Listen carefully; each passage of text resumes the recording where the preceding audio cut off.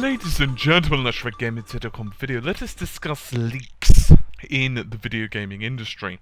This comes to us as Frank O'Connor, who is the franchise development director for the Halo series at 343 Industries, was discussing this, and he began by saying on a post on NeoGAF, breaking embargoes is not prophecy, nor does it require particular skill or insight. Ultimately, leakers are taking or being given information and leaking it illegally and often erroneously.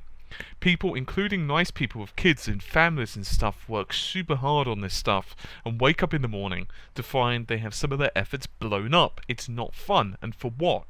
So you can have a mildly interesting surprise 8 hours early and lacking context, or get hyped and disappointed disproportionately, or get someone fired or someone innocent yelled at. It's not important, it's just annoying, he points out. So, what are my thoughts on this? Because this is going to be more of a ranty, well, not rant, but an opinions piece, I suppose. It's a 50-50 situation. You see, for his perspective, I completely understand. I mean, imagine how frustrating it must be that people say this stuff. But here's the thing. I do feel that sometimes gaming studios do maybe deny things a bit too much.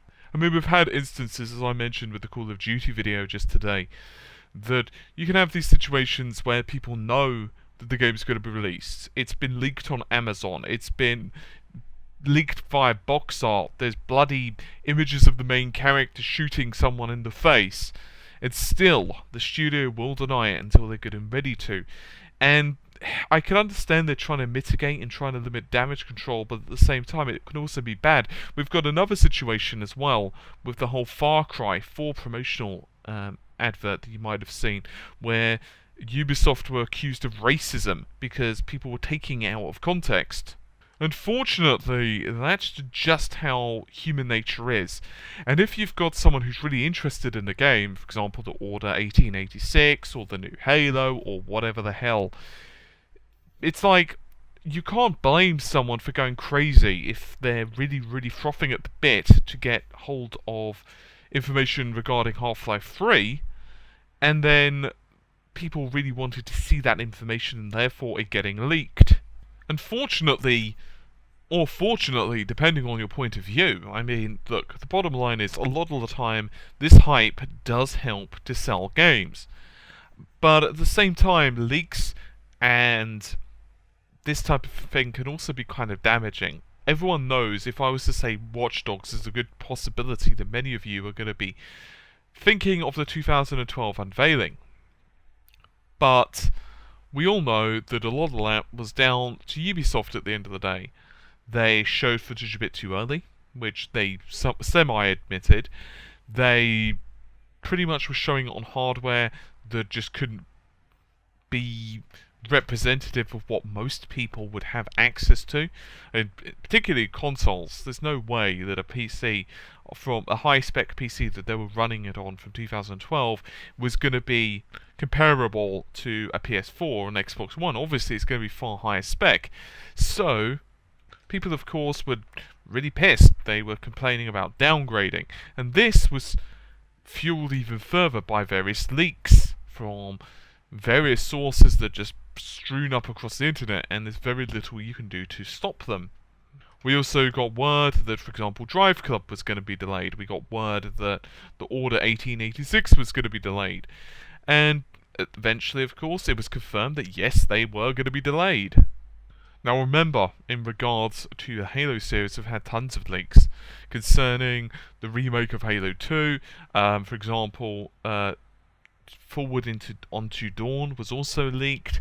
There was also information regarding a Halo beta test, and even the fact that Halo 5 Guardians was going to be released in 2015. There's so many bits and pieces, and it's got to be absolutely frustrating as hell for the game studios.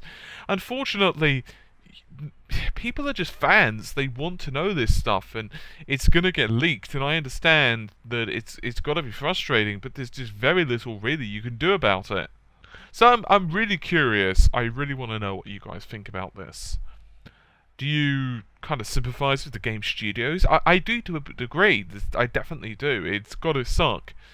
But at the same time, it's the same reason that people get super, super, super excited when it comes to, say, films and movies, and everyone's looking and clamoring for the screenshots or the images of, the new Batman or the new, I don't know, Superman or whatever you're into.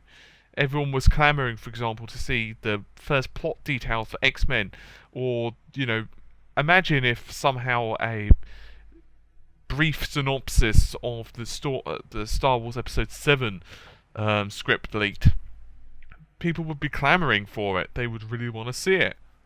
Unfortunately, in the gaming industry, it's such a big, huge, diverse media, with so many people taking their work home, so many people having to work remotely with bug testers, fixers, and everything else.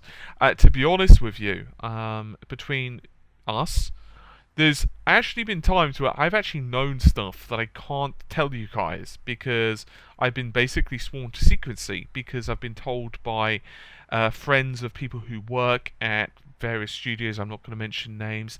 I've been told release dates of games. I've been told secret characters that are going to be in games just because of what I'm in, but I don't do the leaking. Yeah, so if I release something, it's generally not, well, it's never because I've got insider information. I wouldn't do that because I don't want to get my friends in trouble. But there are times that it just happens. It's like sometimes a friend of a friend, that's all I'm going to say, gets really excited about stuff, and then they'll kind of tell one person, and I hear it through the grapevine, or I'll hear it directly from someone who works at like I was just about to say something there, but I won't. A game testing facility, and this is just kind of what happens, and I'm sure you've had it as well. It's pretty much impossible, and I don't honestly think that many of the leakers, I don't really feel that they're doing it because they want the kudos. I think many of the leakers are just doing it because they know that people are fans of it. I'm sure one or two of them really like I wouldn't say the worship, but the attention. I'm sure some of them do, but I don't necessarily think that that's why they all like it. I don't necessarily 100% agree with that.